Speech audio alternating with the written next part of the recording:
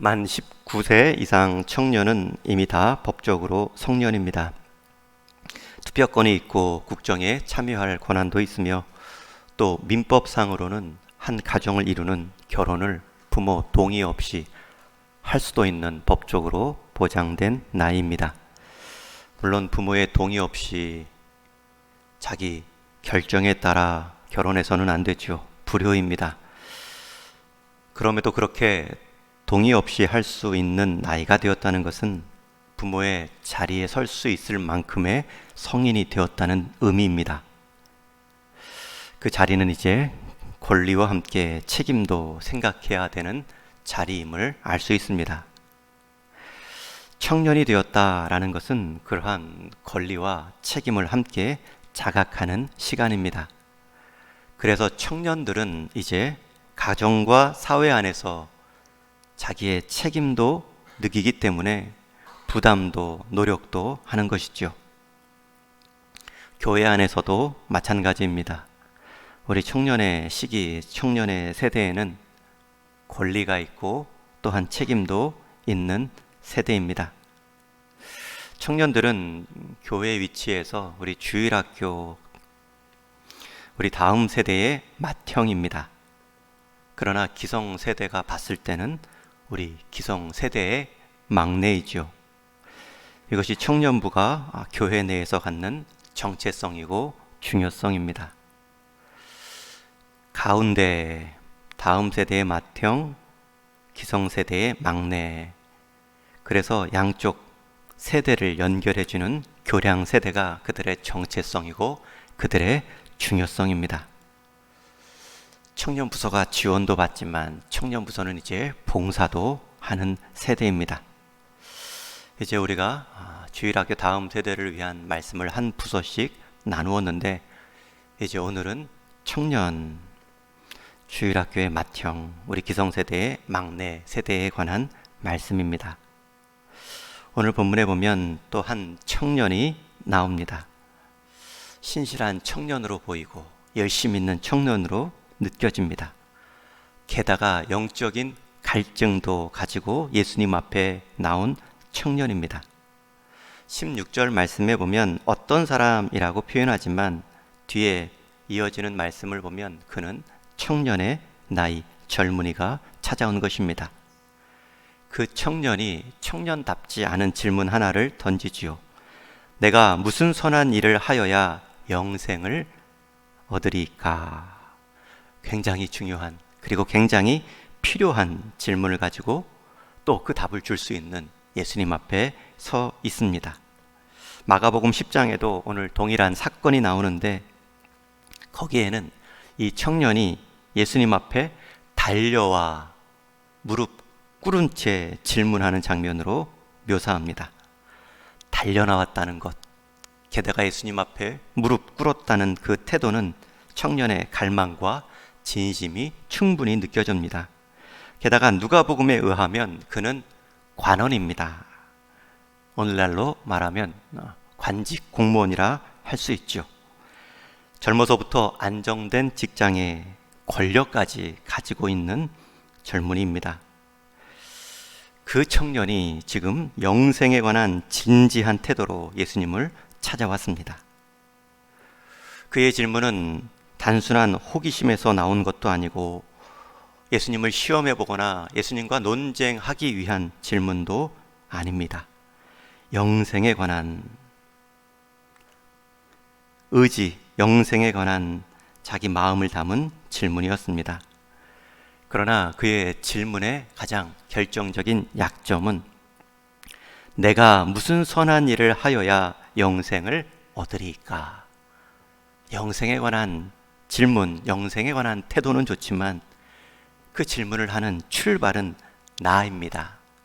내가 무슨 일을 해야 그 영생을 얻을 것으로 여기는 전제입니다. 여러분, 이것이 우리 청년 세대의 가장 큰 가능성이자 가장 큰 약점이죠. 청년의 세대에 이제 어른이 되었고요. 이제 책임질 나이가 되었고요. 이제 기성세대와 함께 속하여 이 사회를, 이 공동체를 책임지는 나이가 되었습니다. 그 중에서도 가장 중요한 주님과의 관계, 하나님 앞에서 살아가는 영생에 관한 질문을 던지고 있습니다. 그런데 그 질문을 나로부터 내가 무슨 선한 일을 하여야 얻을 수 있는 나의 가능성으로 말하고 있습니다.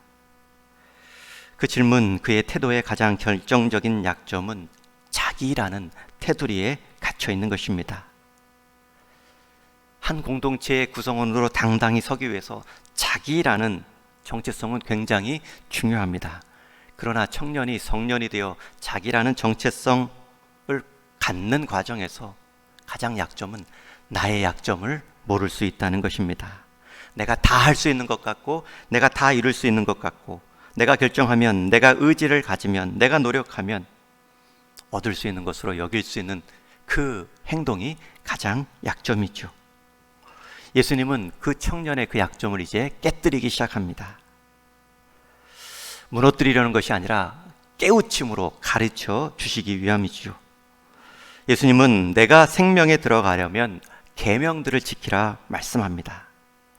너로부터, 너의 의지로부터 영생이 시작되는 것 같은데 한번 너라는 존재가 어떤지 살펴보자. 그리고 몇 가지 구체적인 내용의 계명도 말씀하시죠. 그것을 들은 청년이 말합니다. 이 모든 것을 내가 지켜 싸운데 아직도 무엇이 부족하니까. 여전히 나라는 관점에서 청년은 영생에 관한 마음을 표현하고 있습니다. 그리고 내가 다 지켰는데 아직도 내 안에 무엇이 부족합니까? 그 질문에 예수님은 정확하게 그 청년에게 부족한 것 하나를 지적하십니다. 21절 말씀인데요, 우리 같이 한번 읽겠습니다. 시작. 예수께서 이르시되 내가 온전하고자 할진대 가서 내 소유를 다 팔아 가난한 자들에게 주라. 그리하면 하늘에서 보화가 내게 있으리라. 그리고 와서 나를 따르라 하시니. 영생, 하늘 앞에서 영원한 생활을, 영원한 생명을 누리는 삶이라고 한다면 이 땅에서 내 모습, 내 소유 하나 포기하는 것은 어렵지 않겠지.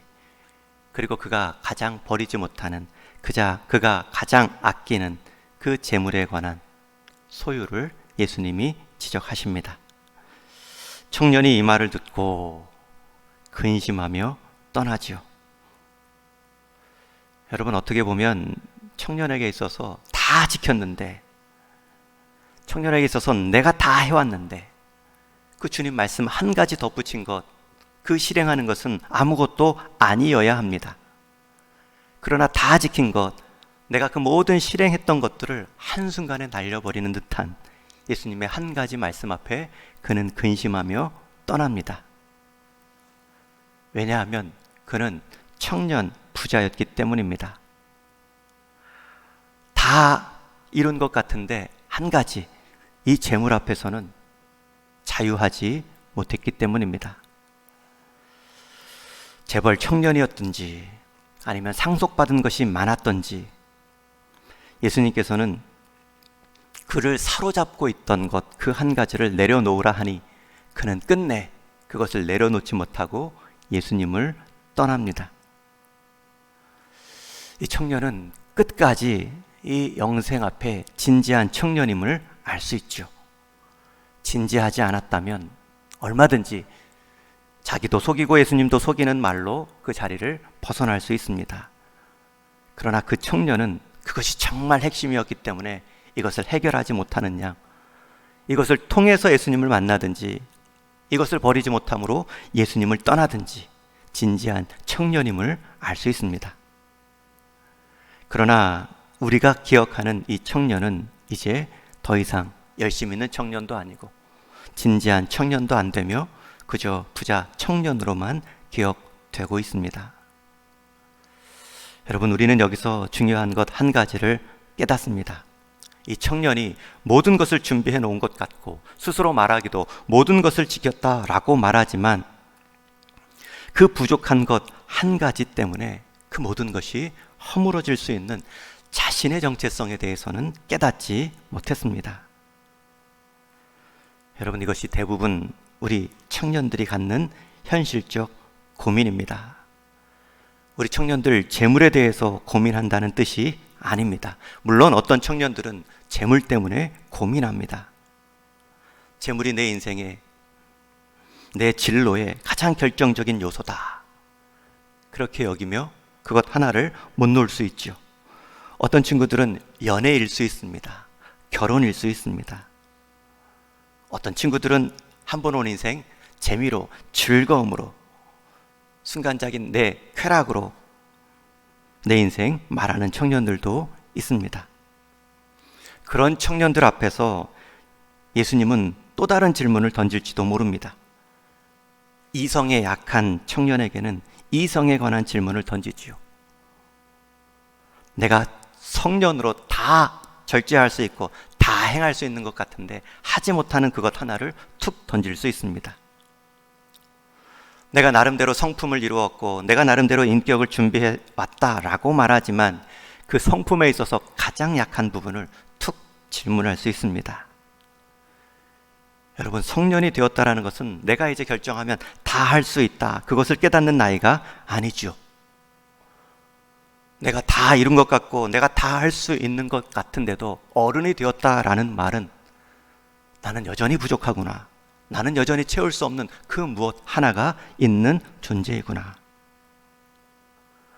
그리고 내 안에 자족성으로 내 인생을 말하는 것이 아니라 내 안에 그 필요를 채울 수 없는 나의 연약함 때문에 나는 내 시야를 눈 밖으로, 내 시야 밖으로 한 인생을 향한 마음으로 채워가는 것이 어른의 모습입니다. 수렁 안에 갇혔을 때의 해답은 수렁 밖의 존재를 붙잡고 나오는 것입니다. 수렁 안에 있는 존재가 수렁 안에 있는 막대기를 잡는 것은 무익합니다. 우리 인생 수렁 안에 갇혀 있을 때, 우리 인생 내가 스스로 해결할 수 없는 한계를 느꼈을 때에는 내 시야를 내 수렁 밖에 있는 존재로 향할 때입니다. 예수님은 그 마음으로 지금 그 청년의 자기 만족의 수렁에서 빠져나오도록 던지며 질문하고 계신 겁니다. 우리 인생, 우리가 어른이 되었다라는 것은 다 채울 수 있다, 다 경험할 수 있다, 내가 다 이룰 수 있다라는 뜻의 시작이 아닙니다. 우리 어른이 된 기성세대 분들은 압니다. 가정을 이루든 직장을 이루든 직분을 받든 어떤 관계 안에서, 어떤 공동체 안에서 내가 할 만한 것이 없구나, 내가 이룰 수 있는 일들이 내 안에 없구나. 여러분, 그러면서 우리 사람은 어른이 되는 것입니다. 우리 존재 안의 한계를 인정함으로 존재 밖의 대상을 향하여서 간구하는 인생이 되는 것입니다. 청년의 때에는 성취를 말하는 때가 아니라 자기 결핍을 인정하는 때입니다. 그리함으로 자기 존재 안에 함몰되지 않고 자기 존재 밖의 존재를 향해서 나갈 수 있는 것입니다. 더 이룰 것이 아니라 내가 스스로 채울 수 없는 것에 대한 자각과 인정으로 그것을 채워주시는 하나님 앞에 설 수 있는 기회가 바로 진정한 청년의 의미입니다. 여러분, 아이들 성장기에 있어서 결정적인 발육에 영향을 미치는 것은 결핍 요소라고 하죠. 아이들이 성장할 때 결정적인 발육의 요소는 충분한 요소가 아니라 무언가 하나 결핍된 것이 아이의 건강에 결정적인 영향을 미친다고 합니다. 아이들이 자라는 데 있어서 꼭 필요한 영양소들이 있습니다. 그런데 아이들이 잘 자라나기 위해서는 필수 영양소의 풍성한 요소가 아니라 가장 부족한 요소 하나가 부족하지 않는 데에 있다고 하죠. 어느 영양소 중 어느 하나라도 부족하다면, 모자라다면 다른 것이 아무리 많이 공급된다 할지라도 그 부족한 요소 때문에 어린아이의 성장에 영향을 받는다는 말입니다. 운전할 때에도 마찬가지입니다. 운전할 때 사고 나지 않아야 되죠. 그런데 운전을 할 때 사고 나지 않는 방법은 자동차 전면도 봐야 되고 백밀러도 잘 봐야 되고 사각지대도 놓치지 말아야 됩니다. 순간 내 의지와는 상관없이 길 앞에서 발생하는 돌발 상황도 대비해야 됩니다. 여러분, 사고 나지 않는 방법은 잘 하던 것을 잘하는 것이 아니라 내가 놓치기 쉬운 것들에 대해서 실수하지 않는 것입니다. 백밀러 하나 놓치면 사고 나는 것이지요. 우리가 잘한다, 성장한다, 성공한다 라는 것은 내게 있는 것 더 있게 하는 것이 아니죠. 내가 채울 수 없는 것, 내가 해결할 수 없는 것, 그것을 인정하고 그것을 보완하고 그것을 채우는 데 있어서 우리의 성장과 성공이 결정되는 것입니다. 쇠사슬의 강도는 튼튼한 쇠고리가 결정하는 것이 아니라 쇠사슬의 가장 약한 고리가 쇠사슬 전체의 강도를 결정하는 것입니다. 여러분, 우리가 어른이 됐다는 것, 청년으로서 성년이 되고 책임감 있는 나이가 되었다는 것은 내가 다 가졌다, 부족함이 없다 라는 것이 아닙니다. 성장할수록 클수록 내가 채울 수 없는 한 가지가 있다. 하나님만이 채울 수 있는 한 가지가 있다. 그것을 인정하고 그 하나님께 서는 것, 여러분, 그것이 영생의 구원의 시작입니다. 청년들 앞에 설 기회가 있을 때마다 청년의 시기는 금방 지납니다. 20이 30 되고 30이 40 됩니다. 우리가 물리적인 이 청년의 시기는 금방 지나갑니다. 그러나 우리에게 있어서 영적인 청년, 영혼의 청년은 이어갈 수 있습니다. 하나님 앞에서 늘 부족함을 인정하고 하나님만이 채울 수 있는 것으로 늘 하나님 앞에 섰을 때에 우리는 늘 부족하지만 우리는 늘 채움을 경험하며 자라날 수 있습니다. 여러분, 세상은 이 기준을 말하지 않습니다. 이미 다 있는 것처럼 말하고요. 그리고 너가 다 이룰 수 있다라고 가르치려 합니다. 그러나 예수님은 말씀합니다. 내가 다 버리고 그 한 가지, 그 너가 놓치지 못한 것마저 채울 수 있는 나를 따르라. 그것을 통해 예수님은 우리를 성년으로, 진정한 믿음의 세대들로 자라게 하십니다. 우리 청년들, 우리 교회의 다음 세대의 맏형이자 우리 기성세대의 막내들입니다. 자칫하면 어느 곳에서도 인정받지 못하고 애매한 세대가 될 수 있지만 다른 말로 하면 어느 세대이든지 필요한 존재입니다. 그 청년들이 이제 정체성을 가지고 하나님 앞에 서야 할 때입니다. 자기가 이룬 성취로 서는 것이 아니라 하나님만이 채울 수 있는 그 한 가지, 그 구원의 자리에 대한 마음을 가지고 설 수 있도록 도우셔야 됩니다. 그 인생을 통하여서 이루실 하나님의 뜻을 우리가 믿고 그 인생의 실수를, 그 인생의 연약함을 우리의 풍성함과 달란트로 채워가는 것입니다.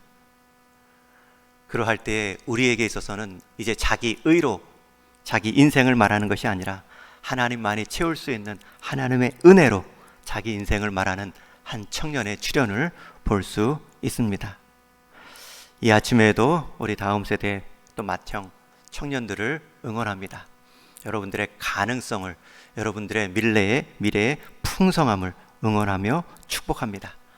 여러분들의 어떠함으로 여러분들을 보지 말고 여러분들의 어떠함에도 하나님의 은혜는 멈춤이 없다. 우리 주님 앞에 서는 것이 여러분 인생의 가장 풍요한 삶이다. 잊지 마시고 하나님 한 분 주님 닮아가는 것을 인생 가치로 여기시며 이 땅을 살아가심으로 다음 세대의 귀한 모범을 이루시고 또 우리 기성세대의 아름다운 계승자로 세움받는 우리 청년들 되어주시기를 주님의 이름으로 간절히 축원합니다. 하나님 감사합니다. 우리 믿음의 세대들 지금도 우리를 통해 우리 하나님 앞에 함께 세워져 가는 것을 보게 하시니 감사를 드립니다. 무엇보다 우리 청년들 이제 주어진 자리에서 자기 역할들을 감당하고자 느끼는 부담이 있습니다. 지금까지 해왔던 나 중심의 생활에서 이제 주변을 살피고 가정을 살피며 공동체를 살펴야 할 책임의 자리로 서는 부담을 갖고 있습니다. 바라옵기는 그 모든 부담의 자리가 나의 어떠함으로 시작되는 것이 아니라 그러함에도 나를 불러 사용하신 하나님의 은혜의 어떠함으로, 풍성함으로 그 일을 바라보게 하시고 그 권한과 책임을 감당할 수 있는 믿음의 세대들이 다 되게 하여 주옵소서. 우리가 이 땅 가운데 내가 이룬 것을 자랑하는 것이 아니라 하나님 앞에서 나의 부족함을 인정하며 하나님만이 채울 수 있는 것들을 간구하며 살아감을 통하여서 우리가 하나님과 늘 관계하며 하나님의 채우심을 경험하는 인생들로 우리 청년들이 자라나게 하시고 우리와 함께 동역자로 세움받게 하여 주옵소서. 그 일을 기대하며 청년부 수련회를 맞이할 때에 모든 청년들 마음 가운데 하나님의 은혜의 말씀을 듣게 하여 주옵시고 인생을 살아갈 때 평생 부여잡을 수 있는 하나님의 한 말씀이 새겨질 수 있는 교회가 되게 하여 주옵소서. 그리하여서 다음 세대에 귀한 모범이 되는 우리 맏형이 되게 하여 주옵시고 우리 기성세대의 신앙들을, 사역들을 든든하게 이어갈 수 있는 믿음의 계승자들로 우리 청년들이 다 세움받게 하여 주옵소서.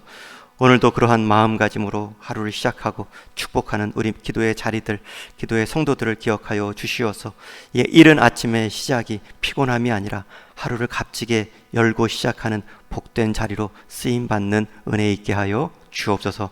우리 주님 예수 그리스도의 다함없는 은혜와 하나님 아버지의 변함없는 사랑하심과 성령 하나님의 쇠함없는 위로하심과 새롭게 하시는 역사하심이 내게 주어진 삶의 모든 자리, 우리 하나님만이 채울 수 있는 구원의 자리, 영생의 자리, 나를 세워가시는 그 자리를 내가 평생 구하며 채움받으며 살겠다 다짐하는 사랑하는 동일의 모든 성도들 속한 가정 위에 우리 믿음의 세대들 머리 위에 이제로부터 영원토록 함께 있을지어다.